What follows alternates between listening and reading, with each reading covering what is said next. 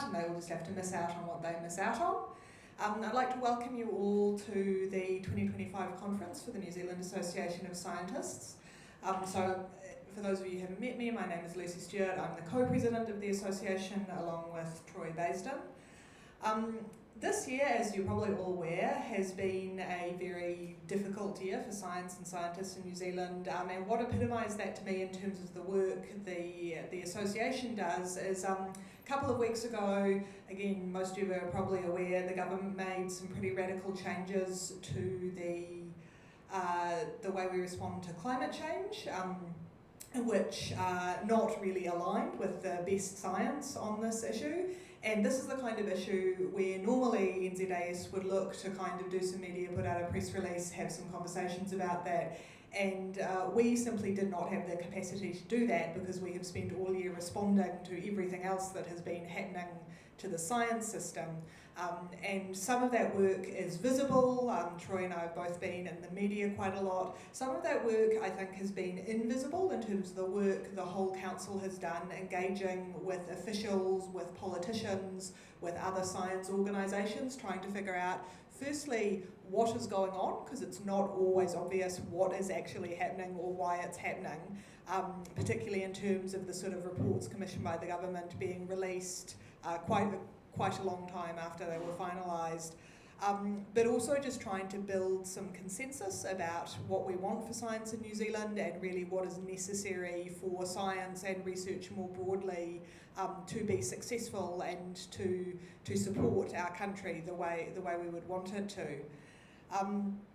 So in terms of all of that, we're coming here today and we're hoping to have some more conversations about what is necessary for public good science in New Zealand. And the reason we're focusing on that is we're coming to a time where the government and a lot of other entities love to talk up science and the value of science, but the rhetoric is not matched by what is happening to the science system in a way that is quite distressing, I think, for a lot of people, because you have a government saying, you know, we love science and science is necessary for the economy and we want to support it, at the same time as there are more and more cuts. And even in countries where we would feel that maybe they're doing a little bit better, like Australia, you know, there's been another announcement there of, I think, 390 job cuts for their major science organisation, which they do employ about 10,000 people, so that's not as significant as it would be in New Zealand, but it's still very significant for those people. And what we know as scientists is that the research system really is built up of people. It is people who hold that expertise, it is people who do that work. It is not a thing where you can just switch out scientists like widgets and say, well, we'll get rid of a bunch and then if we need them again in 3 years, we'll just order a bunch more and they'll be there. And so I think our job as we come into an election year next year, as an advocacy organisation that advocates for the science system, is for us to really figure out how we can effectively convey the message that to support a science and research system that works for the public good of New Zealand, not just to make more dollars and cents, and obviously it's nice to have money does a lot of things, but there's other stuff we can do, that we need to support the people and the relationships between people that create that work. And so on that note, my co-president is now kind of going to give a bit of a talk about what we see as the major priorities for our thinking going into next year. And then we're going to round out this kind of introductory session with a eulogy for our former president, Janet Grieve, who died earlier this year and was a really important figure for the association. So again, thank you very much, all of you, for attending, and yeah, I hope this is a really productive and interesting day for everyone.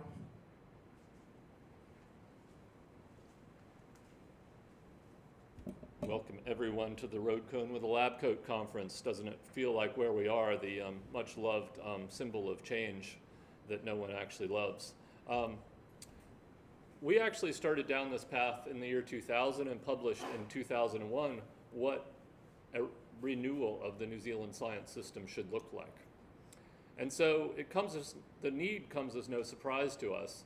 The problem we face is that what we defined in 2020 and 2021, led by our President Craig Stevens, a connected, evidence-based, adequately funded, harmonized research ecosystem is a goal we need to pursue. Now is the time.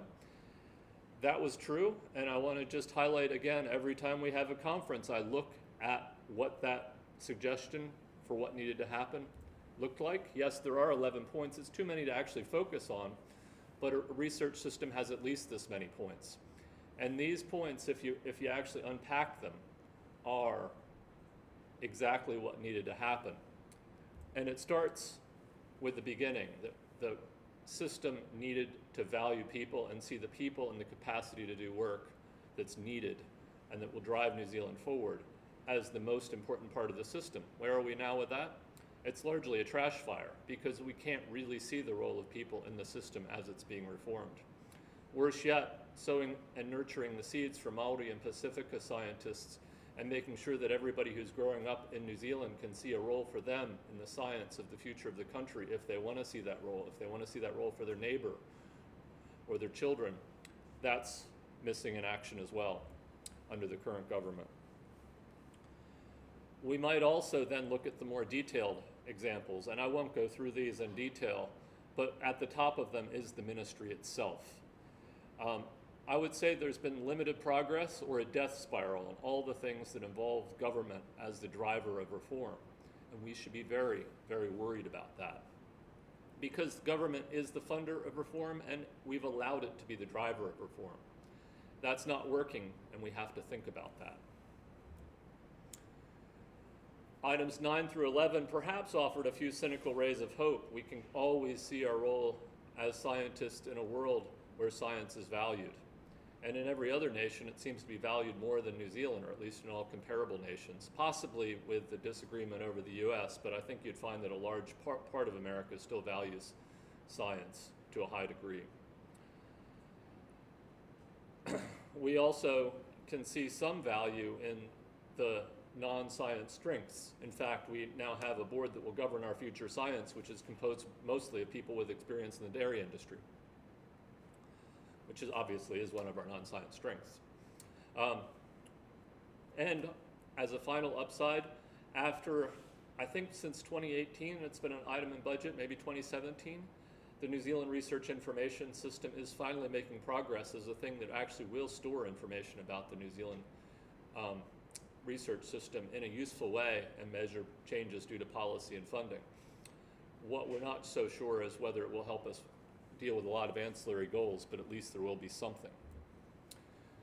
So that's all great in the sense we kind of know where we are. But when we look at it in total, we could look at Elinor Ostrom's Nobel Prize winning effort that helped us figure out the role of people in large, complex systems and the role of communities in solving problems in those systems, often in hierarchical ways. And it came down to this figure. You know, Nobel Prize in economics, basically there's a loop that involves reputation, trust, reciprocity, and feeds through cooperation to get the benefits. And that is a powerful loop if we do it well. Everything in our reform suggests that we're pushing that loop in the wrong direction. And I have more road cones to go with it. We need to turn around and figure out how to go back in the other way and dream up a way to propose a science system that builds the trust of the nation and becomes adequately funded as a result. The problems we face if we want to reforge that system are we must break the way the system has worked since its inception in the 1990s. The full cost research system is a big part of our problem. Overheads in the public research organizations, or CRIs, have exploded to being perhaps 400 or even 500% projected forward for what mid-career scientists will face as how much money they need to bring in relative to their own salaries in order to do their science. The advice paper that Cabinet put forward to the minister to suggest where the system should go forward and where the funding system should go forward acknowledged those costs as full costs and suggests that we just stick with that because in essence we have no idea where the money is going. I'll come back to that, but it's such a bad system because that they were also required to submit a regulatory impact analysis And you would have hoped that that level of accountability would have featured in the regulatory impact analysis. It was not mentioned. So the ministry itself remains the key starting point. And I'll come back to the reasons why that's more difficult than we imagined, but it's also, somebody who was on the government's reference panel for the Te Ara Parangi reform, that has to be our focus. We need a system that works rather than cycles of doom. And we need a way to get there. So, the obvious answer is, should we blame the government?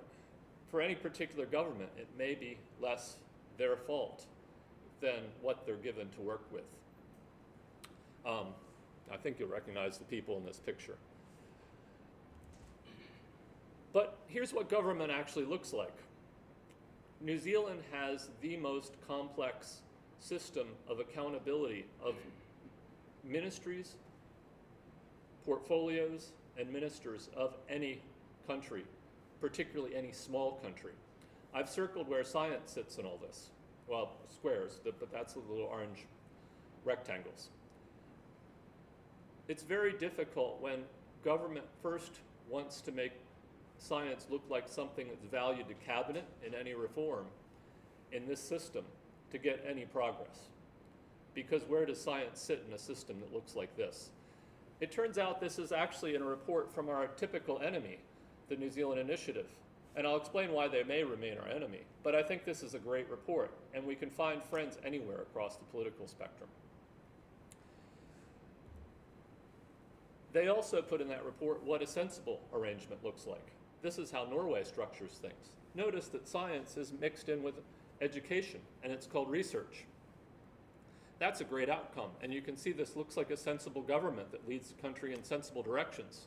What is interesting is the New Zealand Initiative's recommendation for what New Zealand should look like completely deletes science and research from the portfolios. So perhaps we do want something that looks more like Norway and should be involved in lobbying for that. It actually turns out that we can go further to look at how other countries got to that point. After World War II, there was this guy named Vannevar Bush, who happened to have built all the great military science programs in the US during World War II.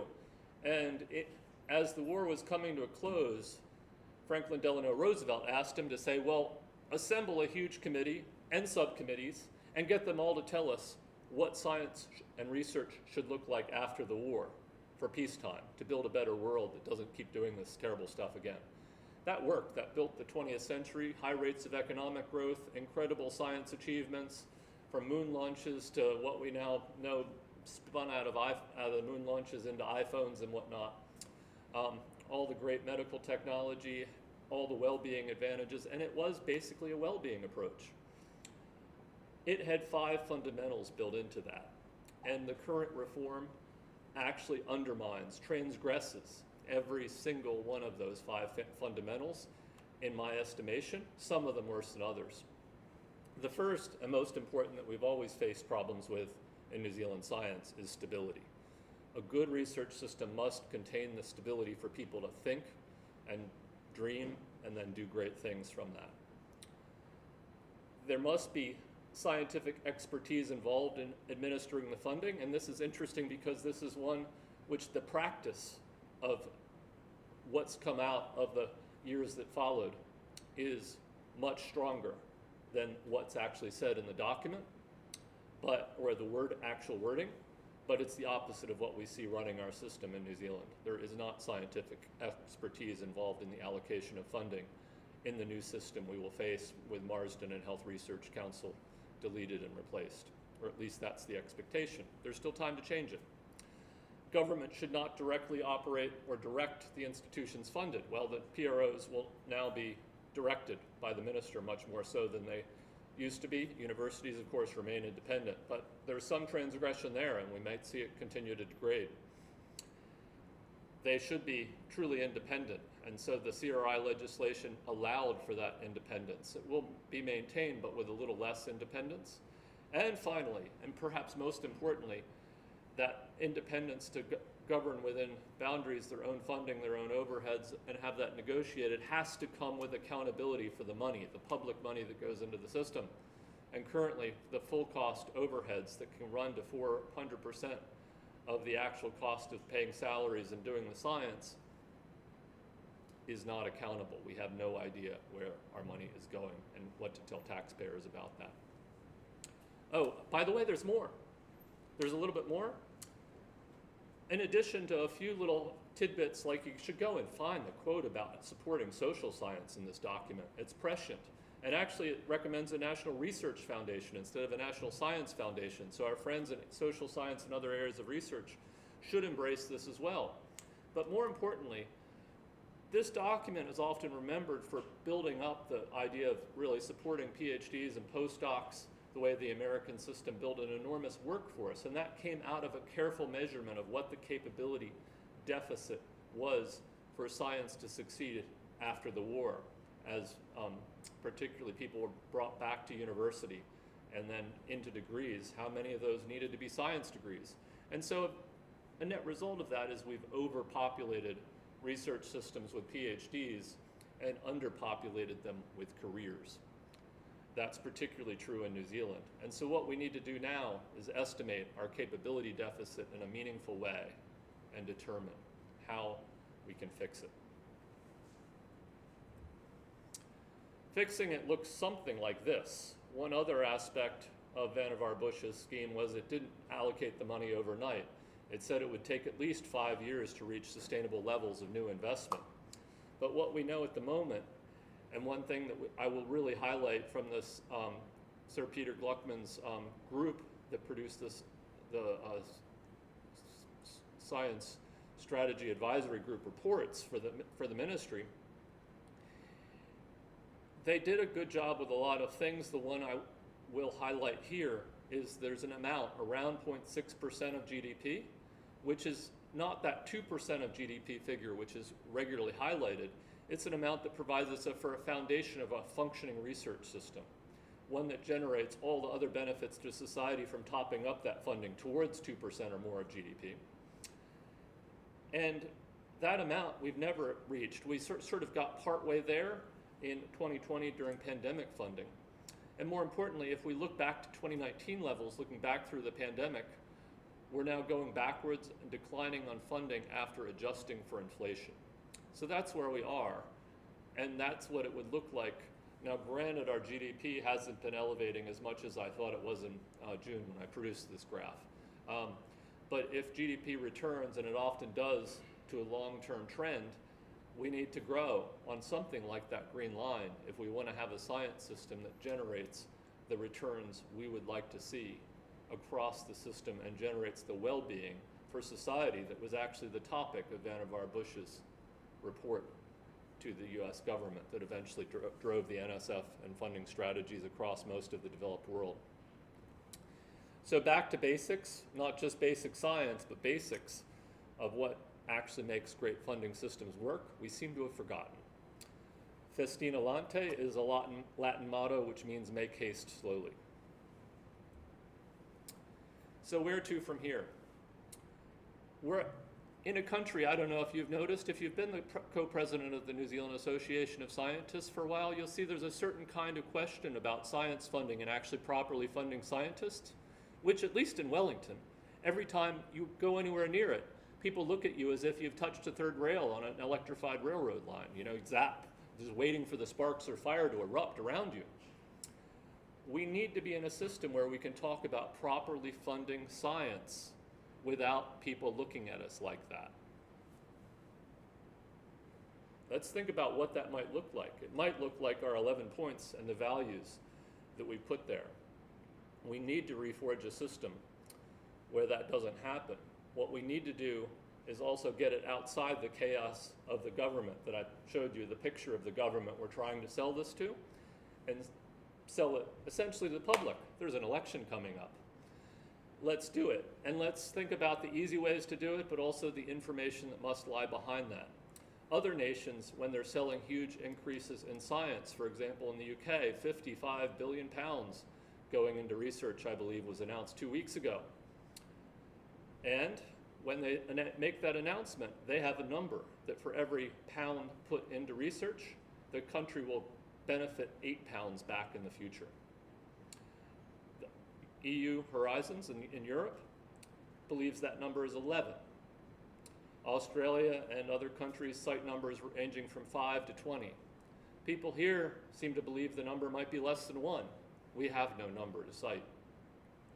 And until we actually get the base investment up to about 0.6% of GDP, it might not be as good as it should be. We need to figure out how to justify our value proposition, build the trust, and build the cooperation. One really interesting thing about that is I don't believe there is a single national case for that. I believe the case varies by field of research, by application, and by region. And so part of the solutions to this are what every other nation does, which is getting local governments involved in regional development packages and making sure science makes sense to people locally and they can see the investment working in their communities. That is, by the way, also a way to bring Manawhenua on board. So, thank you for listening to my TED Talk. As bad as the situation looks, we can actually do this, and we have a lot of good information to support us.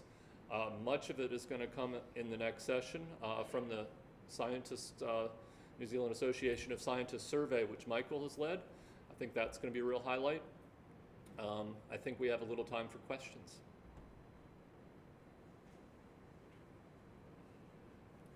Or we might move to the obit, but I'll let you ponder that. I hope you feel a little bit better than you did after looking at a bunch of road cones, but the road cones aren't going away for some time. Michael? So last night there was a TV program, You, Me and the Economy, and they actually featured Zincovery. And they actually featured Zincovery, which was started with Marsden funding. And during the program about innovation, they used that phrase, number 8 wire, which made me cringe. Yeah. Do you think that sort of attitude is not helping us? That innovation can come from cheap sort of fixes? Yeah, I think it is a problem. And most of our successes in the weightless economy that Paul Callahan imagined have not been things like Zincovery, which is a great startup. They haven't been things like Rocket Lab unless they've gone off to the US to succeed. There are some other kind of interesting examples of successes which are almost like number 8 wire. Another great example is actually Starbird, which is a company that started out of the Regional Research Institute for Space Science and had to find its way in the world, and it's become the premier source of marine intelligence, which has become quite popular after trying to chase anything from fishing fleets to people cutting undersea cables. But how much actual science did that involve, and how much number 8 wire of just figuring out how to use all the best information sources that can be put into the air and start working with people? Has it involved? That is exactly the problem. We have to prove that we can do better than number 8 wire, and that's what the 0.6% of GDP means. And we have to provide examples. And so those past Marsden successes that allow us to see how those pathways work and that we want more of them is exactly the types of things we'd like to be seeing.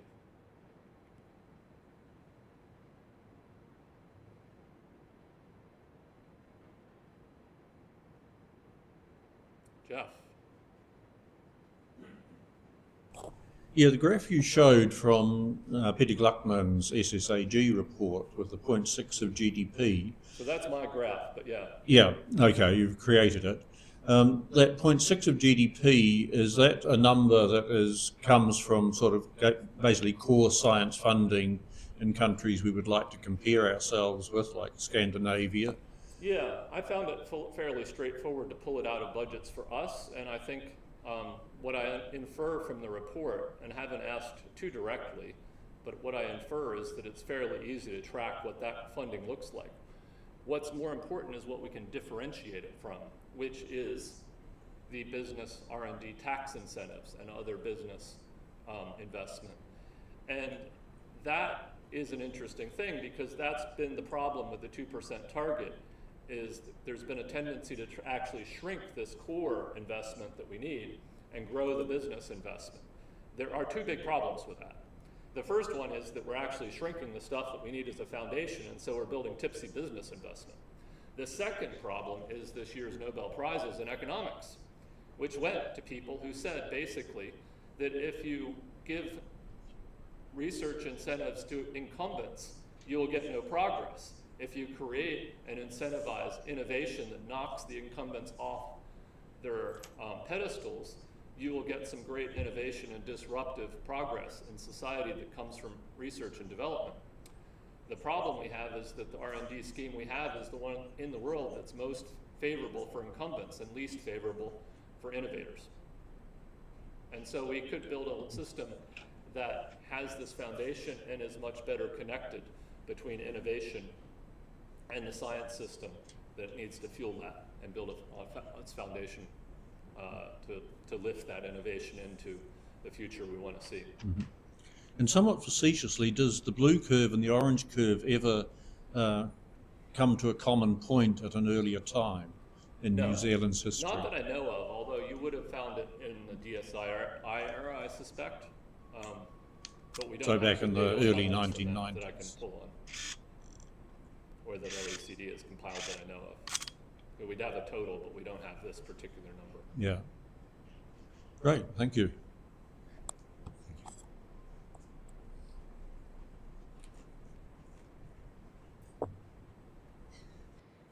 You mentioned Scandinavia has a ministry for research amongst other topics. And I'm just wondering if you have, if you could extrapolate a little bit on that idea of science versus research, because I'm from geology, and geology has become a dirty word, shall we say, because it's caused climate change. And so all around the world, everybody's rebranded their geology school to an earth science school or a geoscience school. Are we facing the same, and this is, I guess, with the neoliberal agenda, you've got a lot of think tanks behind a lot of the rhetoric coming out from governments and undermining things like science. Is it a matter of rebranding? Yes.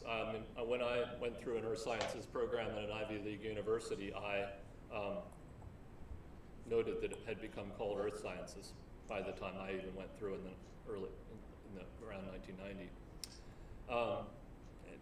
And current programs, Earth Sciences New Zealand is, I think, an effort to make the word environment go away, whereas almost all of our earth sciences programs that attract students have environment in the title around the major universities in New Zealand, or probably soon will, in the cases that don't.